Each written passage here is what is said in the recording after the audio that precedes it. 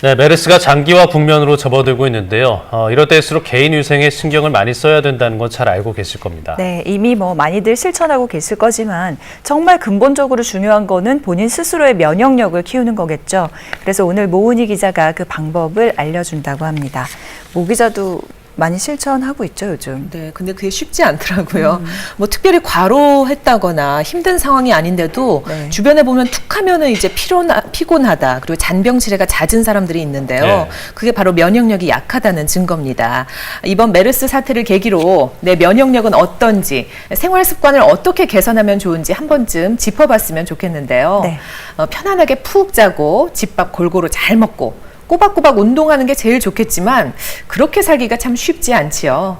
질병으로부터 내 몸을 지켜내는 면역력 높이는 법 알아봅니다. 국내에서 첫 메르스 환자가 보고된 지 한 달이 다 돼갑니다. 예상과 달리 확진자가 150명을 넘어서고 젊은 30대 환자들이 위독한가 하면 4차 감염자까지 속속 드러나면서 우려가 커지고 있는데요. 메르스를 예방하기 위해서 중요한 것은 철저한 위생, 그리고 근본 바탕이 되는 것은 바로 면역력입니다. 건강한 사람들은 바이러스가 들어와도 무증상이거나 감기처럼 가볍게 지나갈 수 있지만 면역력이 떨어진 사람들은 폐렴이나 폐혈증과 같은 심각한 질환을 야기할 수 있어서 이때는 면역력을 높이는 것이 중요하다고 할 수 있겠습니다. 면역이란 바이러스나 세균 등 외부의 침입으로부터 우리 몸을 지켜주는 시스템인데요. 면역력이 저하되면 몸에도 하나둘씩 이상이 생기기 시작합니다. 눈과 입의 염증을 비롯해 기관지 편도선염, 위염, 신장염 등 장기 기관에까지 영향을 미칩니다. 면역력이 떨어질 때 흔히 나타나는 대표적 증상으로는 잠을 자도 피로가 가시지 않고 몸이 무겁게 느껴지는 겁니다. 뿐만 아니라 방어 능력이 약해져서 구내염 같은 각종 질병을 불러올 수 있는데요. 또 상처가 났을 때 쉽게 아물지 않는 것도 면역력 저하 증상에 해당됩니다. 배탈이 잦아진 것 역시 위장 기능이 약해진 신호인데요. 그렇다면 면역력을 높이는 방법은 뭘까요? 특정한 약이 있다기보다는 생활 속에서 노력들이 중요한데요. 규칙적인 운동과 면역력을 높이는 건강한 식품들을 꾸준히 섭취해 주는 것이 중요하겠습니다. 그래서인지 면역력을 키우는 데 도움이 되는 비타민 B군이나 유산균 등 다양한 건강식품을 찾는 사람들이 늘고 있습니다. 6개월 이상 꾸준히 먹어야 효과가 있는데요. 특히 우리나라의 경우 면역력 향상에 좋다고 알려진 홍삼이 메르스 여파로 부쩍 관심을 받고 있습니다. 요즘 메르스 때문에 홍삼이 좀 면역력에 도움이 된다고 해서 메르스 예방할 수 있는 약이 없다 그러니까 식품으로 대체하려고 가족들도 그렇고 저도 챙겨 먹으려고 한번 보러 나왔어요. 홍삼은 열이 많은 사람은 피하는 것이 좋고요. 분말을 기준으로 아침, 점심, 저녁 하루 3g 정도 섭취하는 것이 적당합니다. 대개는 공복일 때 흡수가 빠르지만 소화기관이 민감한 경우 식후 1시간 내에 드시고요. 커피나 녹차 같은 카페인과는 같이 먹지 마세요. 홍삼의 면역력 주된 성분은 사포닌이라는 성분이 있는데요.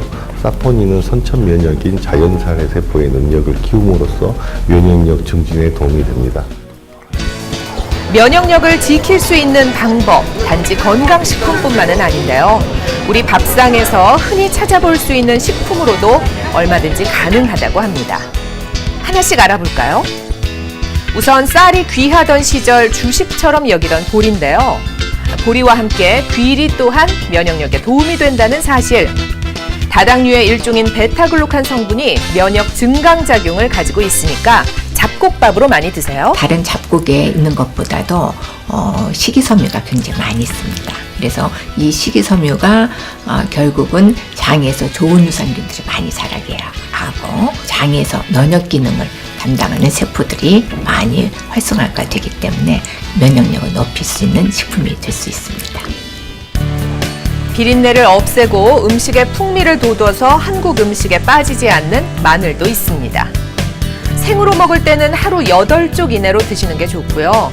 매운맛이 부담스럽다면 얇게 점여서 기름에 구워 먹으면 바삭함까지 느낄 수 있는데요. 이 마늘에는 어떤 성분이 있을까요? 마늘에는 그 알리신과 아연의 성분을 가지고 있으며 이 성분들은 자연살해 세포의 능력을 향상시킴으로써 면역력 향상에 도움이 되고 있습니다. 주로 댁에서 마늘을 드실 때 생마늘을 깨어서 드시고 있습니다. 이 또한 알리신의 흡수를 최대화시키는 방법으로서 으깨고 난 후 10분 후에가 최대 흡수량을 보여주고 있습니다. 간식거리로 먹기 좋은 고구마도 있습니다. 장 운동에 좋은 식이섬유와 면역력을 높여주는 베타카로틴이 풍부한데요. 하지만 몸에 좋다고 지나치게 많이 먹으면 안 되겠지요. 당분을 고려해서 하루에 한두 개가 적당합니다. 미국 타임즈가 선정한 세계 10대 슈퍼푸드 가운데 생선으로 유일하게 이름을 올린 연어도 면역력 향상에 도움을 주는 식품인데요. 양질의 단백질과 오메가3 지방산이 풍부해서 영양 균형까지 우수하다고 합니다. 잘 먹은 만큼 평소 생활 습관도 신경 쓰는 것이 중요하겠지요. 하루 100g 이상의 당분을 섭취하면 백혈구 박테리아 파괴 능력을 떨어뜨릴 수 있기 때문에 단 음식과 음료는 가급적 멀리 피해야 합니다. 체내 수분 함량을 채우는 것도 무척 중요한데요. 하루 8잔 이상 물을 수시로 마셔야 신진대사가 원활히 이루어집니다. 세균이 침투하기 쉬운 콧속은 사계절 마르지 않도록 촉촉한 상태를 유지하고요. 목욕도 잘 해서 청결을 유지해야 하는데요. 따뜻한 물로 목욕하면 혈액순환이 원활해지고 피로 해소에 도움이 됩니다. 늘 긍정적인 마음을 갖는 것 또한 잊지 마세요. 면역력 잘 키워서 질병 거뜬히 이겨내시기 바랍니다.